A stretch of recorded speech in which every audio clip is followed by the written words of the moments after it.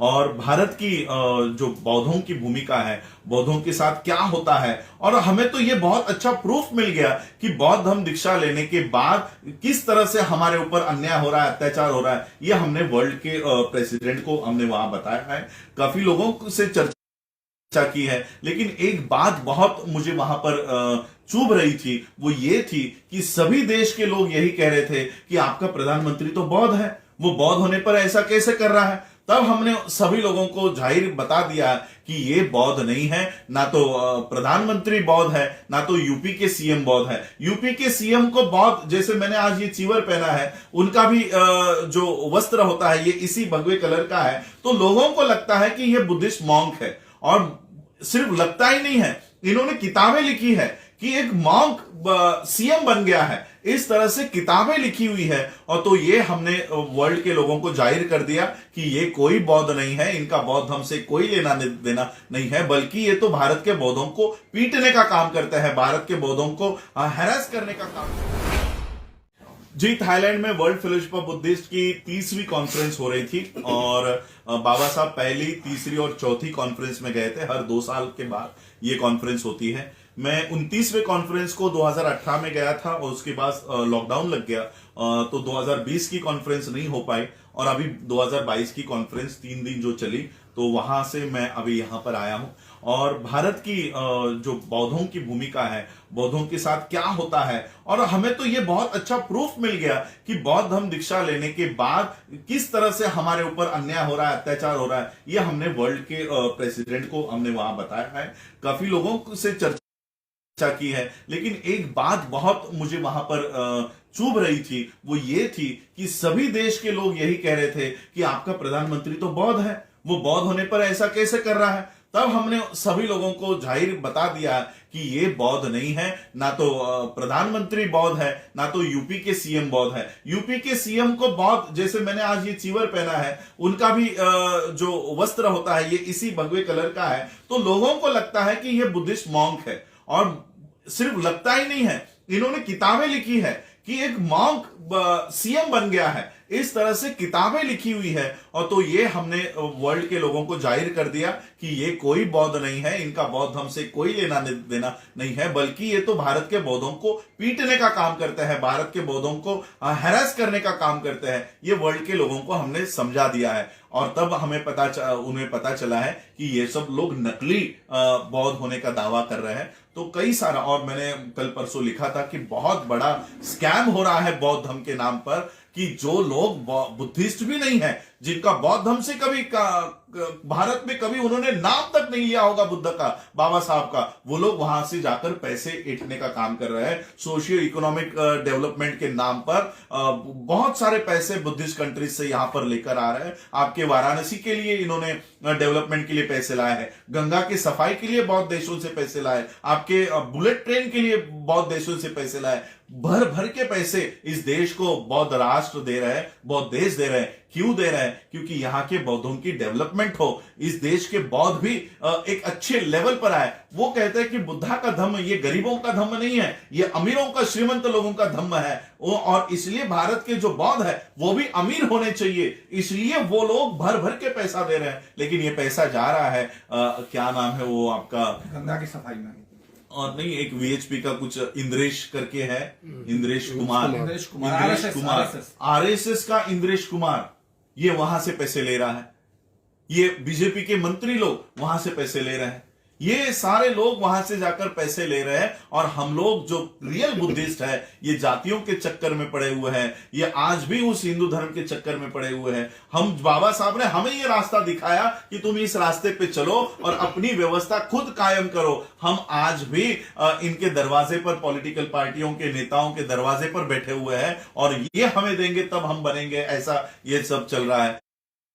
मैं लोगों से यही आह्वान करना चाहता हूं, बाबा साहब ने जो मार्ग हमें दिखाया है वहां पिछले 60 साल से हम चले नहीं है, और ये लोग सारा कब्जा करके बैठे हुए हैं। आज मैं वहां पर publication, publicity, culture and arts की कमेटी में, स्टैंडिंग कमेटी सेक्रेटरी के लिए मुझे उन्होंने चुना। जब उन्होंने मेरे विचार सुने और जब ये सारी बातें सुनी, तो मैंने उनको कहा कि हम लोग बौद्ध धर्म, ये हमारी पहली पीढ़ी है, अगर आज आप देखो, बाबा साहब अंबेडकर जी ने हमें बौद्ध धर्म से इंट्रोड्यूस तो करा दिया, लेकिन हमारे लोग बाबा साहब अंबेडकर जी का महापरिनिर्वाण कुछ 1-2 हफ्तों में ही हो गया। तो इसलिए बौद्ध धर्म में हमें क्या करना है यह हमें पता ही नहीं है, आज तक हमें पता नहीं है। और इसलिए हमने क्या किया, भगवानों के मूर्तियों को हटा दिया और बुद्ध की मूर्ति लाकर बिठा दी। तो हम भी वही कर रहे हैं, बुद्धा को सिर्फ नमन करने का काम कर रहे हैं, लेकिन एक्चुअल बुद्धिज्म क्या है या हमें भी नहीं पता। और इसलिए मैं अलग अलग देशों से जाकर वहां का बुद्धिज्म कैसा है, हमें क्या करना चाहिए, क्या पढ़ाई करनी चाहिए, किस तरह से करना चाहिए, इसलिए अलग अलग देशों से मैं मिल रहा हूं और अच्छी यूनिवर्सिटीज में भारत में लाकर यहां के लोगों को ट्रेन करने का काम कर रहा हूं। आज मुझे ताइवान के लोगों ने आमंत्रित किया कि सर अगर आप इस तरह से कुछ करना चाहते हो तो आप हमारे देश में आओ, हम आपको पूरी मदद करेंगे। मुझे ऑस्ट्रेलिया के बौद्धों ने मदद की है, ऑस्ट्रेलिया के पार्लियामेंट के मेंबर ऑफ पार्लियामेंट ने हमें मदद का हाथ दिया हुआ है कि आप अगर एजुकेशन के लिए कुछ करना चाहते हो तो हम आपको पूरा समर्थन देने के लिए तैयार है।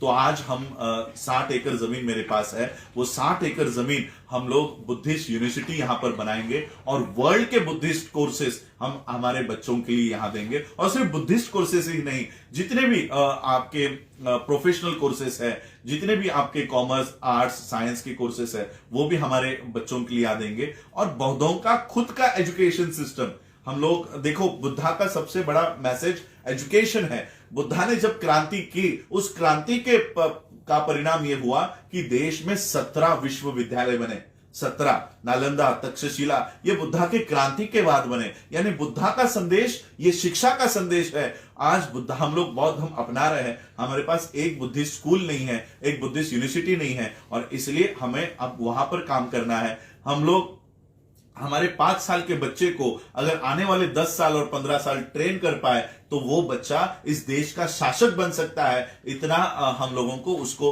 प्लेटफॉर्म तैयार करके देना है। तो ये वर्ल्ड फेलोशिप ऑफ बुद्धिस्ट के माध्यम से एक तो यूनिवर्सिटी का काम हम कर रहे हैं और कई सारी नौकरियों को मैं यहां पर लेकर आ रहा हूं।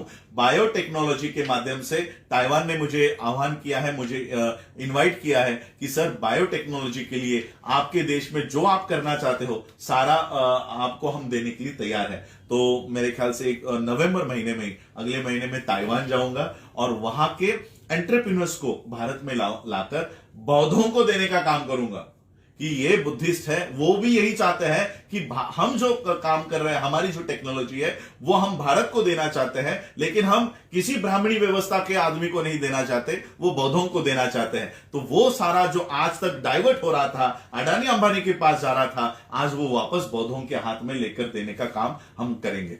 सर एक सवाल हो रहा है, जिस तरीके से अरविंद केजरीवाल है, उनके एक मंत्री हैं 3 महीने से जेल में बंद है, सत्येंद्र जैन का नाम है जी, वो उसके अलावा उप मुख्यमंत्री कई जो है राजनीतिक सवाल क्यों पूछ रहे हो? चाह रहा हूँ कि जिस तरीके से राजेंद्र पाल गौतम जो दलित समाज का था, उनको टारगेट किया गया।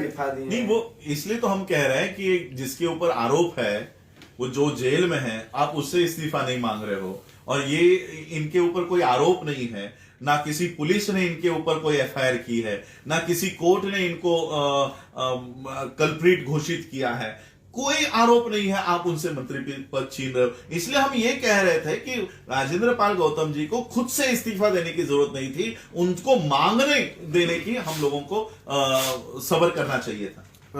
एक सवाल है, भारत में जो आप बुद्धिज्म की बात कर रहे हैं, यहाँ जातवाद और अंधविश्वास बहुत ज्यादा है। अभी हाल ही में 22 प्रतिज्ञा के बाद में देवकीनंदन ठाकुर एक बड़े कथावाचक हैं, उनकी एक स्टेटमेंट आई है कि जिन लोगों ने 22 प्रतिज्ञा ली हैं वो तो नरक में जाएंगे, साथ में मंत्री भी नरक में जाएगा। तो नरक और सुरक का भय दिखा करके यहाँ पर लोगों को 22 प्रतिज्ञा और बुद्ध धर्म की तरफ जाने से रोका जा रहा है। देखिए, हमने 22 प्रतिज्ञा ली है तो हमारे लिए स्वर्ग नरक ये कोई मायने नहीं रखता। तो मैं तो यही कहना चाहता हूं, आपको प्रेस कॉन्फ्रेंस लेने की जरूरत क्या है? वहीं से बैठे बैठे शराब दे दो, हम यहीं पे भस्म हो जाएंगे।